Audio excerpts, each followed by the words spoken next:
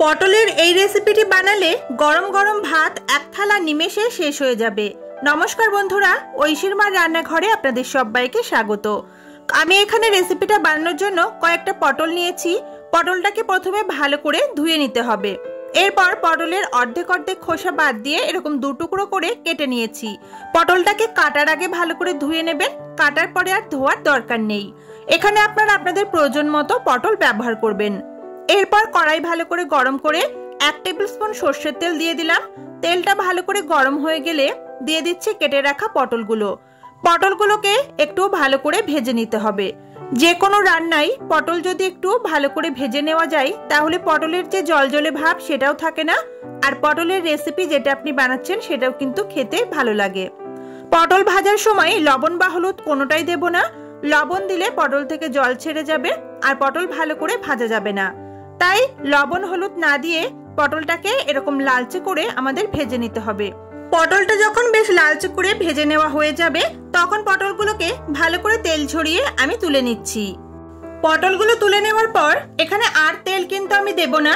যেটুকু কড়াইতে তেল রয়েছে ওর মধ্যে একটা মাঝারি সাইজের মিহি করে কুচিয়ে নেওয়া পেঁয়াজ দিয়ে দিলাম। পেঁয়াজটাকে হালকা একটু নাড়াচাড়া করব। যেহেতু তেলের পরিমাণটা কম তাই খুব বেশি ব্রাউন করে ভাজা যাবে না। হালকা একটু পেঁয়াজটাকে নাড়াচাড়া করে নিয়ে এর মধ্যে দিচ্ছি একটা ছোট সাইজের টমেটো কুচি। টমেটো এখানে মিহি করে কুচিয়ে নিয়েছি।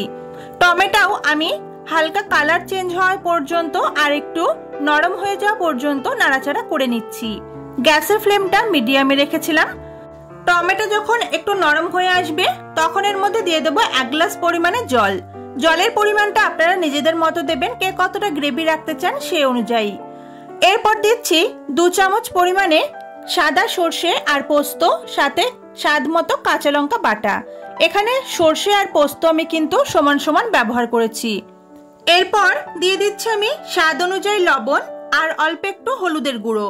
তারপর দেব 3টে চেরা কাঁচা লঙ্কা। এবারে মশলাটাকে ভালো করে একবার নাড়াচাড়া করে মিশিয়ে দিতে হবে। এরপর দিয়ে দেব আগে থেকে ভেজে রাখা পটলগুলোকে।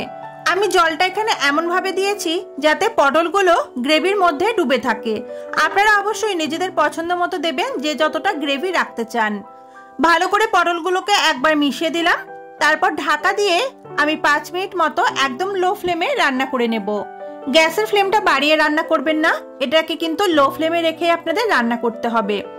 5 মিনিট পর ঢাকনাটা খুলে একবার ভালো করে নাড়াচাড়া করে মিশিয়ে দিচ্ছি। দেখুন ঝোলটা কিন্তু এখন অনেকটাই শুকিয়ে এসেছে। এবার আমি এর মধ্যে দিয়ে দেবো সামান্য একটু চিনি। এর মধ্যে অল্প সামান্য একটু চিনি দিলে সমস্ত মশলার স্বাদটা কিন্তু খুব সুন্দর ব্যালেন্স হয়। চাইলে কিন্তু চিনিটা নাও দিতে পারেন। এর সাথে 1 টিস্পুন মতো কাঁচা সর্ষের তেল দিয়ে দিলাম। কাঁচা সর্ষের তেলটা কিন্তু স্কিপ করবেন না, রান্নার স্বাদটা কিন্তু দ্বিগুণ হয়ে যায়। এবার ভালো করে মিশিয়ে আবারও 2 থেকে 3 মিনিট মতো ঢাকা দিয়ে রান্না করে নেব, আবারও লো ফ্লেমে। 2 থেকে 3 মিনিট পর ঢাকনাটা খুলে নিলাম। গ্রেভিটা অনেকটা শুকিয়ে এসেছে আর পটলটা যেহেতু ভালো করে ভেজে নেওয়া তাই ভালো মতো কিন্তু সিদ্ধ হয়ে যায়। আমি এইটুকু গ্রেভি রাখছি কারণ ঠান্ডা হওয়ার পর গ্রেভিটা কিন্তু আরো খানিকটা ঘন হয়ে যাবে, আর এই গ্রেভিটা খেতে কিন্তু দারুণ টেস্টি হয়। আমি ঢাকা দিয়ে 10 মিনিট স্ট্যান্ডিং টাইমে রাখার পর রেসিপিটাকে গরম গরম ভাতের সঙ্গে পরিবেশন করে দেব। আপনাদের রেসিপিটি কেমন লাগলো অবশ্যই কমেন্ট করে জানাবেন। ভালো লাগলে প্লিজ ভিডিওতে একটা লাইক করে চ্যানেলটা সাবস্ক্রাইব করে নেবেন। সবাই খুব ভালো থাকবেন, সুস্থ থাকবেন। আজকের মতো টাটা।